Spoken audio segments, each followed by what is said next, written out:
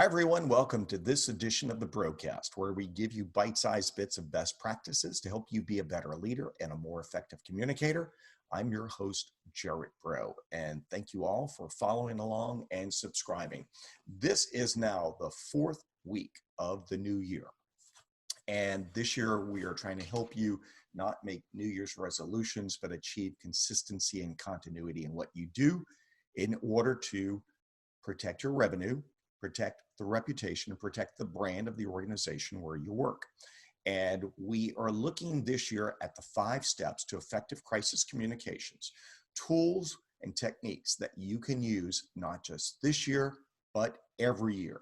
And that you get out of the New Year's resolution habit of starting and stopping, starting and stopping, stopping and starting. But to do good things this year, next year, and all the years that follow. So today we're going to look at a pain, problem, and predicament point that most organizations face when a crisis happens. You see, eventually it might arise to the point that a statement has to be issued for the media, for your employees, for your customers, your community, your stakeholders, and social media audiences. And in most organizations, a PR person sits down to write a statement. Some organizations have no PR team, so it falls to someone else in the organization to write a statement. Regardless of who writes the statement, here's what consistently happens. You take your best work after 30 minutes, 45 minutes, an hour of writing. You take it into a team of people and you ask them for their thoughts and you ask them for their blessing and their approval. And they immediately pull out pens and start making edits. And then they send you back for a second draft. You present it, they mark it up again. Then legal comes in, they tell you what you can say, what you can't say. It gets destroyed further.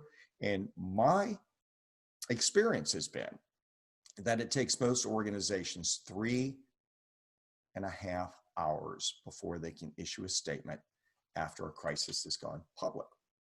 That is ludicrous. So years ago, I asked, how can I beat that pain point, that problem point, that predicament?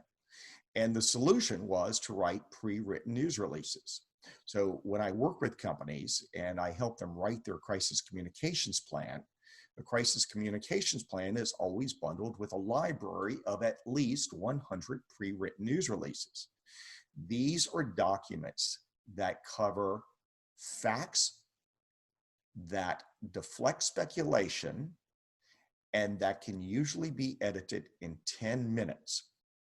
These are documents that can be pre-read and pre-approved by executives and by the legal team. And that's a game changer. That is absolutely a game changer. Imagine instead of sitting down at a blank computer screen and writing from scratch, you instead hit the delete key. You fill in certain blanks, you select certain multiple choices, and then you delete everything you don't need. If you have no electricity, guess what? You can use a pen. It's all on paper already. If you've got electricity in a computer, great. It's on a Word document. We can edit it. When you take that document in to the team, do not ask them for their thoughts. Ask them only to look at the document and tell you, is this true or is this false? If it is false, if it is incorrect, delete it. If it is true, don't mess with the language. Grown adults will kill 30 minutes fighting over commas. I've seen teams of people spend 30 minutes fighting over whether we call it an incident, an event, or a crisis. And then to top it all off, the lawyers want to come in and say, do not say the word fire. Let's just say there was an escalation of thermal activity. It gets that silly in the crisis room. I don't want that for you. So my goal for you is that you start with a good bundle of pre-written news releases. If you want the starter documents, by all means, reach out to me. I've got 100 of them waiting for you right now. But if you're going to do it alone, start with one, go to that vulnerability assessment. Remember the vulnerability assessment that we talked about 2 weeks ago. That is your list, your to-do list. of which news releases you want to write first, assign priorities to them.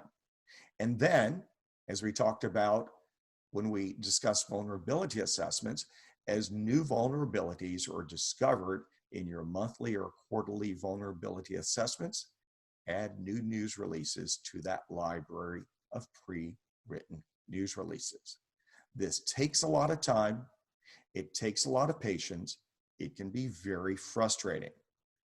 But doing the hard work on a clear, sunny day makes your life so much easier on your darkest day. Now, my wish for you this year is that you don't have a dark day. My wish for you is that you do not have a crisis. But if a crisis does arise, we want to make sure you have the tools in place so that you can communicate effectively to protect your revenue, reputation, and brand. For the broadcast, I'm Gerard Braud.